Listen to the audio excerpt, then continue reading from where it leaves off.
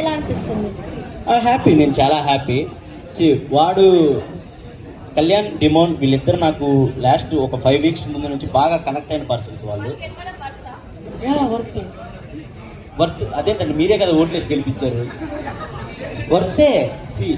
నేను 3rd week 4th week నుంచి అనుకుంటా హౌస్లో ఉన్న ప్రతి ఒక్కరికి చెప్పేవాడిని, ఈ సీజన్ విన్నర్ అయినా అవ్వకపోయినా ఈ సీజన్లో ఉన్న ప్రతి ఒక్కరు విన్నర్ వర్తే. బికాస్ ఈ సీజన్లో అన్ని ట్విస్టులు అని వాళ్ళని ఏలెత్తి చూపించాలంటే నాకు ఎక్కడో చిన్న మొహమాటం ఉండేది, అంటే చిన్న భయం బాధ అనిపించేది. అంటే నేను పక్క వారిలో తొందరగా తప్పులు ఎత్తికే క్యారెక్టర్ కాదు నాది.